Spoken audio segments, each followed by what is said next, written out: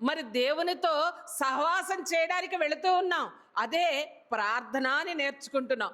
దేవునితో మాట్లాడడానికి ప్రార్థన అన్నప్పుడు నువ్వు పెదవులతో ఒక రీతిగా మాట్లాడుతుండి అంతరంగము ఇంకో రీతిగా తలపోస్తూ ఉంటే అది కపటం కాదా? అటువంటి కపటముతో కూడిన సహవాసం దేవునికి ఇష్టమా?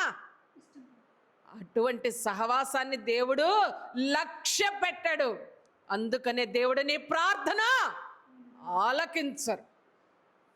దేవుడు నీ యొక్క ప్రార్థనను ఆలకించాలంటే నీ యొక్క సహవాసము పరిపూర్ణముగా మంచిదై ఉండవలెను.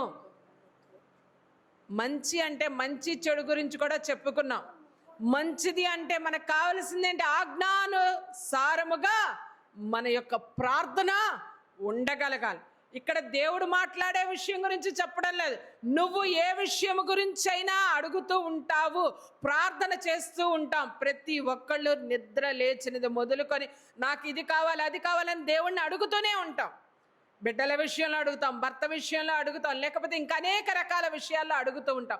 ఇలా అడిగినా కానీ ఆ అడిగినప్పుడు నా బిడ్డల్ని ఈ రీతిగా చూడయ్యా, కాపు కాయ్యా అని అంటాం. కానీ మనం ఏం చేస్తాం? నువ్వు కాస్తావో లేదో నేను ఇంకొక ఏర్పాటు చేసుకుంటాను. మరి అది కపటమే కదా. నువ్వు దేవునితో సహవాసం చేసే రీతిగా ప్రార్థన చేసినప్పుడు, నీవు దేవుని మీద నమ్మకమే లేనప్పుడు ఆయన చేసే కార్యాన్ని ఎదుట ఎలా కనబడుతుంది? కనబడదనమాట. కానీ ఇర్మియా గ్రంథంలో మనకు ఒక మాట ఉంటుంది, 33:3 నాకు మొరపెట్టుము నేను నీకు ఉత్తరమిచ్చదను. అంటే ఏంటి? సమాధానము నేను నీకు చెబుతాను అంటున్నా. మొరపెట్టడం అంటే, మొర అంటే ఏమనుకుంటున్నారు? ప్రార్థన అంటే 4 మాటలు చెప్పేసి ఆమెన్ అనేసి యేసునామములో అడిగేశామయ్యా నువ్వు చెయ్యలేదని అంటారు.